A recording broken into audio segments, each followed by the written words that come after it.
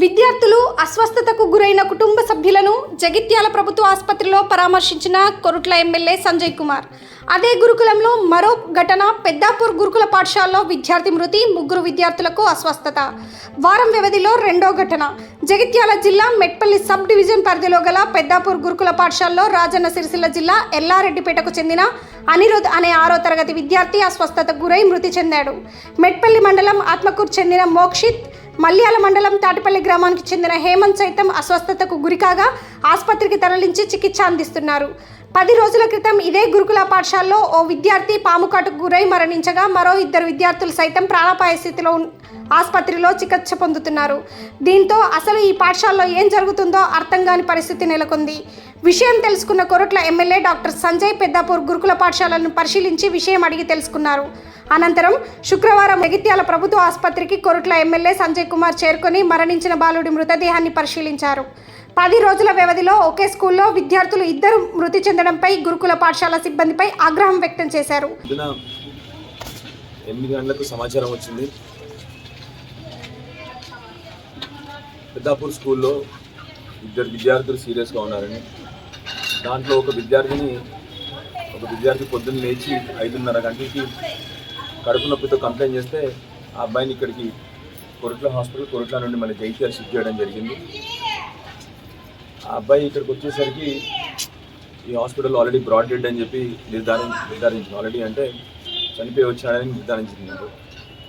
అదేవిధంగా ఇంకో విద్యార్థి కూడా పొద్దున మళ్ళీ ఆయన కూడా తర్వాత 1 గంట తర్వాత ఆయన కూడా కడుపు నొప్పి అని చెప్తే తననేమో మళ్ళీ మెట్పల్లి హాస్పిటల్ నుండి నిజాం చేస్తామని మాకు సమాచారం వచ్చి మధ్య మార్గంలో ఆపి ఆర్మూర్లో ఫస్ట్ ఏం చేసినామంటే ఆ అబ్బాయికి యాంటీ స్నేక్ వినం ఫస్ట్ ఇంజక్షన్ ఇప్పించడం జరిగింది. దానికి ఆ అబ్బాయి కూడా కొద్దిగా సీరియస్గా ఇప్పుడు ఆర్మూర్లో ఉన్నాడు. బాధాకరం ఏంటంటే 2 వారాల క్రితం సిమిలర్ ఇన్సిడెంట్, ఇలాంటిదే సేమ్ ఇన్సిడెంట్ 2 వారాల క్రితం అదే అక్కడ వాళ్ళకి ట్రీట్మెంట్ అందించి వాళ్ళకి కావాల్సిన సౌకర్యాలు చేస్తే అప్పుడు వాళ్ళిద్దరు కూడా బయటపడినారు. అప్పుడు ఆ ఇద్దరిలో కూడా ఒకరు అప్పుడు వెంటిలేటర్ మీద నుండి సీరియస్గా ఉన్నాడు. బాధాకరం ఏంటంటే 2 వారాల తర్వాత మళ్ళీ స్కూల్ యాజమాన్యం స్కూల్లో అదే నిర్లక్ష్యం పోయి స్కూల్లో ఎంత సీరియస్గా జరగాల్సిన పనులని చెప్పి అక్కడ పోయినసారి జరిగినవి మళ్ళీ పునరావృతం కావద్దని చెప్పేసి రిక్వెస్ట్ చేయడం కూడా జరిగింది. బాధాకరం ఏంటంటే మళ్ళీ అదే విధంగా పొద్దున 5:30కు పిల్లాడు మళ్ళీ కడుపు నొప్పితో లేచాడు. చాలా వరకు మాకు తెలిసి మళ్ళీ అది పాము కాటు వల్లనే జరిగింది.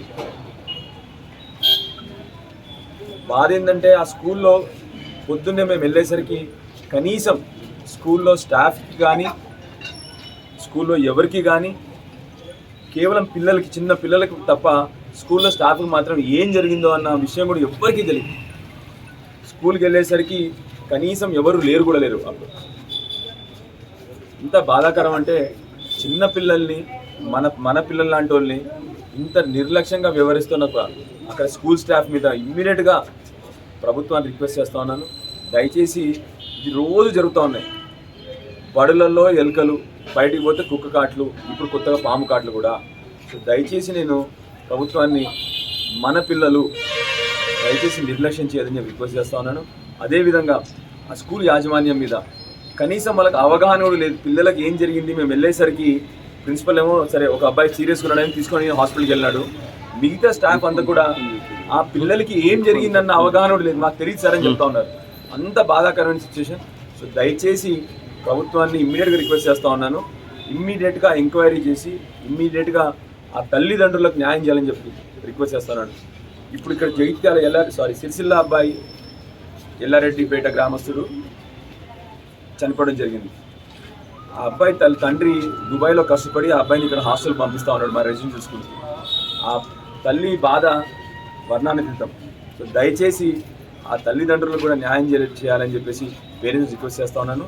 ఈ పిల్లలకి ఇంకో పిల్లడు ఎవరైతే ఇప్పుడు ఆర్మూర్లో ప్రస్తుతం అక్కడ ఇంజెక్షన్స్ మెడిసిన్ స్టార్ట్ చేసినారో ఆ పిల్లాడికి కూడా ఇమ్మీడియట్గా అన్ని వసతులు అన్ని ట్రీట్మెంట్ సౌకర్యాలు ప్రభుత్వం కల్పించాలని రిక్వెస్ట్ చేస్తున్నాను.